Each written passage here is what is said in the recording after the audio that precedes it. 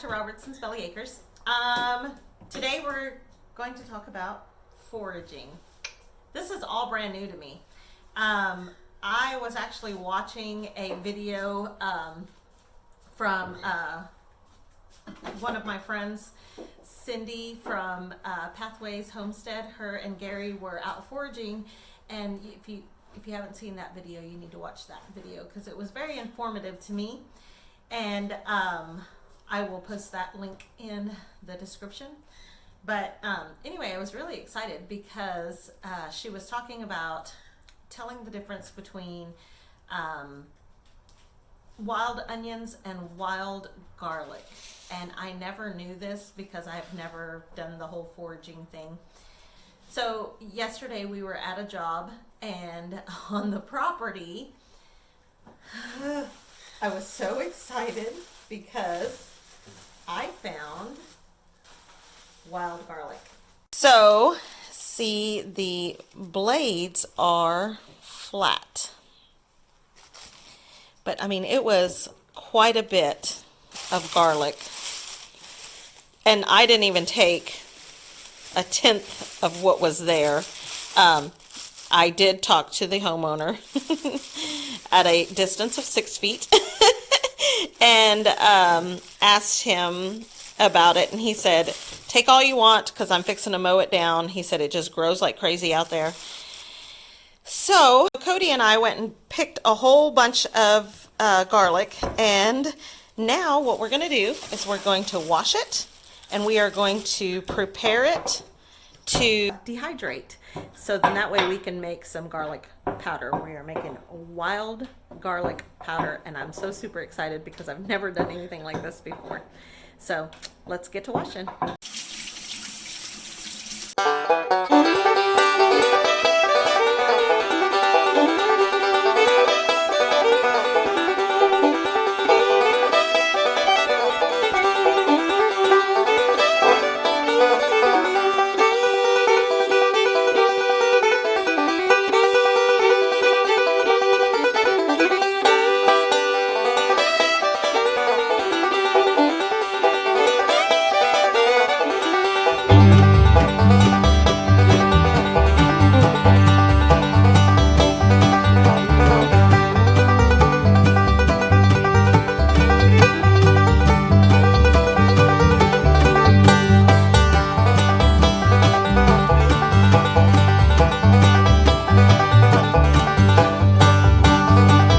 So we ended up with quite a bit of bulbs and stems, and then we have all of the greens, the blades, or yeah, the blades or the greens here.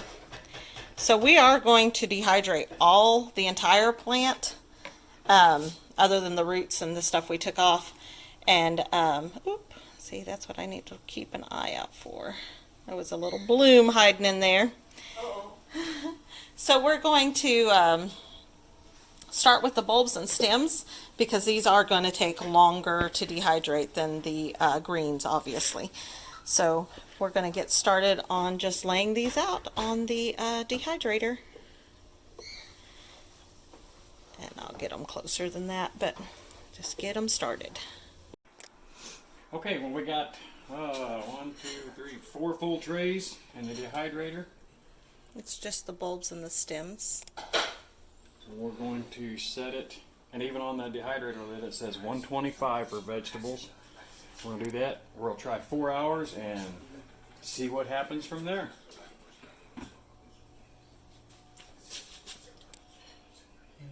Temperature, oh, that's the time.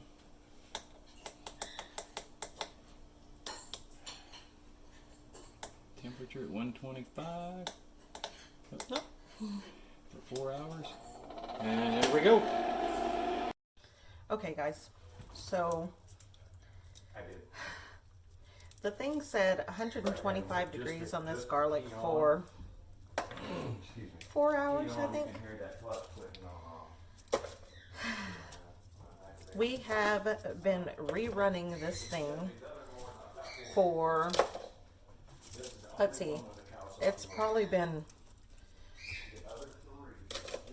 I don't know, a good 30 hours to get the bulbs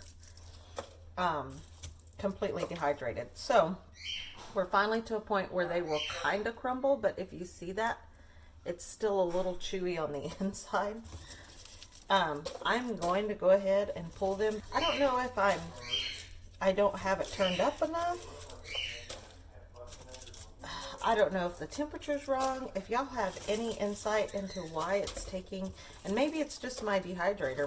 Maybe my dehydrator's just, we've used it so much that it's saying, okay, I'm done. But it's just a Presto dehydrator. I've had it for probably about 4 or 5 years. So maybe it's just kind of on its last leg. Okay guys, so I decided to go through all of it. See, all of this is really dry and just crumbling. So I went through all of it and I found the stuff that was still pliable and I put it back in there. I mean, we're putting it on there single layer. I don't know what we're doing different, what we're doing wrong because this is ran for 32 hours at least.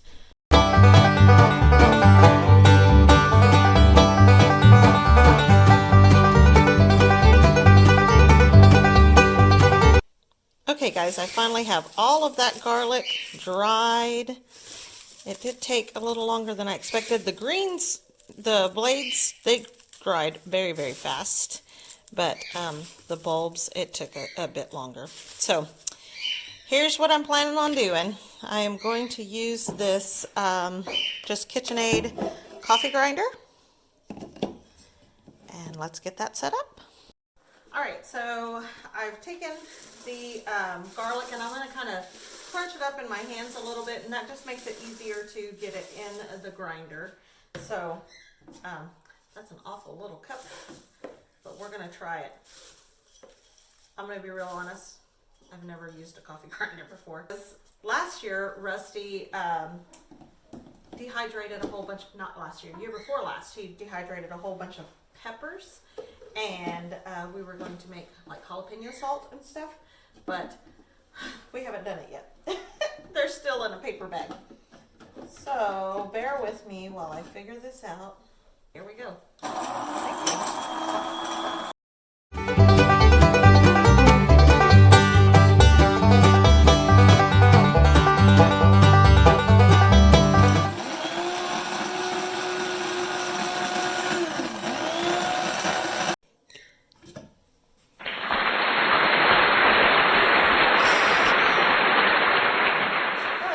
So, as you can see, we've got a good powder in there. So I'm going to use this sieve, because waste not, want not, right?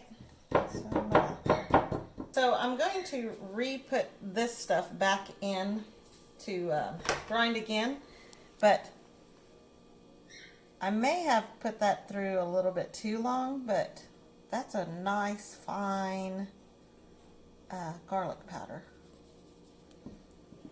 and it smells really good. How does it taste?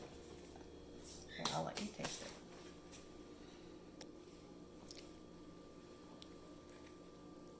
Tastes like garlic powder. Like garlic powder? Yep. Any spice to it? It's just got really good flavor.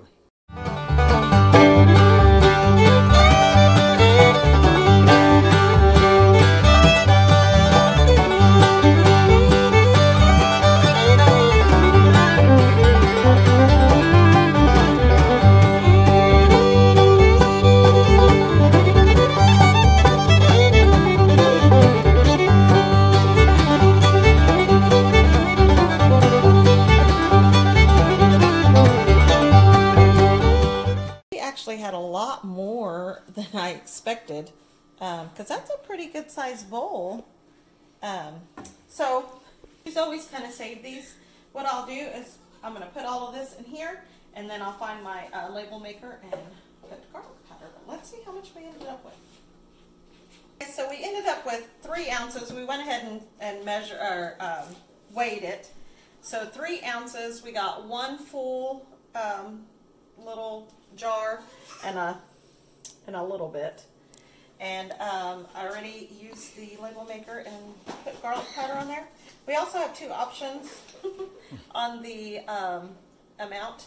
So I'm going to put this on the big one, on the full one, and this one on the one that's not so full. And that's it, you guys. We saw it through start to finish. Have never foraged before. So it was really cool to go pick wild garlic, dehydrate it, grind it up. We now have garlic powder. Let me show you something. This is what we buy at the store.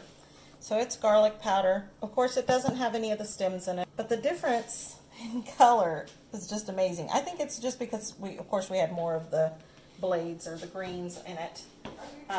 But it is very, very good. It tastes good. It's kind of a sweet flavor, and kind of has an onion mixture.